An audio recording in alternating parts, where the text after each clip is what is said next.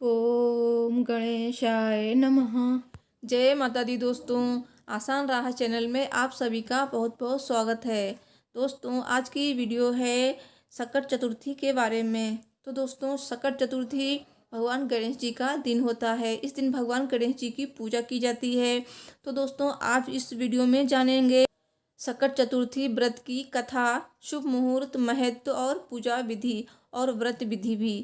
तो चलिए वीडियो शुरू करते हैं। इससे पहले आपसे एक रिक्वेस्ट है, अगर अभी तक आपने मेरे चैनल आसान राह को सब्सक्राइब नहीं किया है तो प्लीज़ सब्सक्राइब कर लीजिए और वीडियो अच्छी लगे तो लाइक कीजिएगा, शेयर कीजिएगा और चैनल को भी सब्सक्राइब कर लीजिए। तो चलिए वीडियो शुरू करते हैं। दोस्तों हर माह में दो चतुर्थी तिथि आती हैं। एक शुक्ल पक्ष में जिसे विनायकी चतुर्थी कहा जाता है और दूसरी कृष्ण पक्ष में जिसे संकष्टी चतुर्थी कहा जाता है। इस तरह एक साल में कुल 24 चतुर्थी व्रत पड़ते हैं, लेकिन सभी में माघ मास के कृष्ण पक्ष की संकष्टी चतुर्थी का विशेष महत्व माना गया है, जिसे सकट चौथ, संकटा चौथ, तिलगुट चौथ आदि नामों से जाना जाता है। तो दोस्तों अब जान लेते हैं संकट चौथ की पूजा का महत्व। संकष्टी का अर्थ होता है संकटों का हरण करने वाली चतुर्थी। इस व्रत में भगवान गणेश की पूजा की जाती है। महिलाएं अपने पुत्रों की दीर्घायु और खुशहाल जीवन की कामना के लिए ये व्रत रखती हैं। इस दिन निर्जला व्रत रखकर भगवान गणेश जी की विधि विधान से आराधना की जाती है तथा उन्हें तिल और गुड़ के लड्डू चढ़ाए जाते हैं। रात में चंद्र दर्शन के बाद इस व्रत को खोला जाता है। रात्रि में चंद्रोदय के बाद चंद्रमा को अर्घ्य देकर व्रत का पारण किया जाता है। चंद्रमा को शहद रोली चंदन मिश्रित दूध से अर्घ्य देना चाहिए। कुछ स्थानों पर महिलाएं व्रत के बाद सबसे पहले शकरकंद का प्रयोग करती हैं। ऐसी मान्यता है कि सकट चौथ पर गणपति की पूजा से सारे संकट दूर हो जाते हैं। सकट चौथ का व्रत विशेष रूप से संतान की दीर्घ आयु और उनके सुखद भविष्य की कामना के लिए रखा जाता है। व्रत की विधि। व्रत रखने वाले इस दिन सुबह स्नान कर निर्जला व्रत रखने का संकल्प लें। रात में चंद्र दर्शन के बाद इस व्रत को खोला जाता है। कई जगह महिलाएं पूरे दिन कुछ ग्रहण नहीं करती हैं, अगले दिन इस व्रत को तोड़ती हैं। तो वहीं कुछ स्थानों पर इस व्रत को तोड़ने के बाद खिचड़ी, मूंगफली और फलाहार किया जाता है। इस दिन शकरकंद जरूर खाया जाता है। अब जानते हैं सकट चौथ पूजन विधि। सुबह स्नान के बाद साफ कपड़े पहनकर गणेश जी की प्रतिमा को ईशान कोण में एक चौकी पर स्थापित कर दें। ध्यान रखें चौकी पर लाल या फिर पीला कपड़ा अवश्य बिछा दें। फिर गणेश जी की प्रतिमा पर गंगा जल छिड़क कर उनकी पूजा शुरू करें।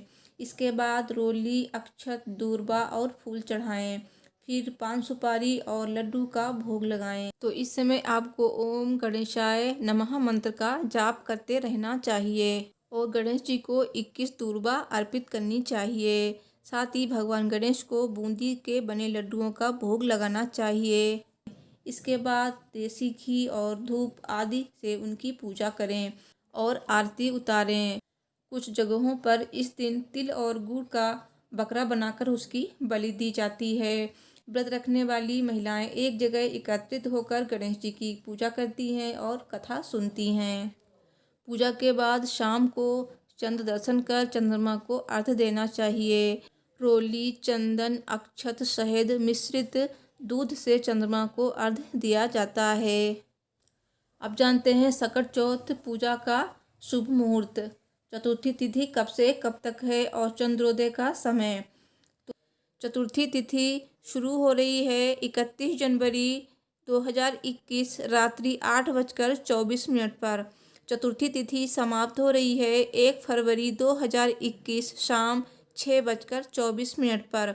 चंद्रोदय का समय रात 8:45 पर। सकट चौथ की कथा। पौराणिक कथा के अनुसार महाराज हरिश्चंद्र के राज्य में एक कुम्हार रहा करता था। एक बार उसने बर्तन लगाकर आवा लगाया पर आवा पका नहीं और इस प्रकार बार बार नुकसान होता देखकर उसने एक तांत्रिक से मदद मांगी। तांत्रिक ने उसे बच्चे की बलि देने के लिए कहा। कुमार ने एक छोटे बच्चे को आवा में डाल दिया। उस दिन संकष्टी चतुर्थी थी। उस बालक की माँ ने अपनी संतान की कुशलता के लिए भगवान गणेश से प्रार्थना की। कुम्हार जब अपने बर्तनों को देखने गया तो उसे बर्तन पके हुए मिले और साथ ही बालक सुरक्षित मिला।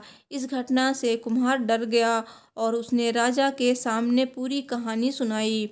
इसके बाद राजा ने बच्चे और उसकी माँ को बुलवाया तो माँ ने संकटों को दूर करने वाली सकट चौथ की महिमा का गुणगान किया। उसके बाद से महिलाएं अपनी संतान और अपने परिवार के सौभाग्य के लिए सकट चौथ का व्रत करने लगीं। तो बोलिए भगवान गणेश की जय। भगवान गणेश सभी के संतानों की रक्षा करें। तो दोस्तों ये थी सकट चौथ व्रत की कथा। तो दोस्तों मुझे उम्मीद है कि मेरी वीडियो आपको अच्छी लगी होगी। तो दोस्तों इस वीडियो को लाइक कीजिए, शेयर कीजिए और मुझसे जुड़े रहने के लिए मेरे चैनल आसान राह को सब्सक्राइब भी कीजिए। सब्सक्राइब के बाद बेल को भी प्रेस कीजिए ताकि आपको मेरे हर न्यू वीडियो की नोटिफिकेशन मिल सके और आप मेरे वीडियो देख सकें। तो देखते रहिए आसान राह। Thanks for watching. Her her Mahadev.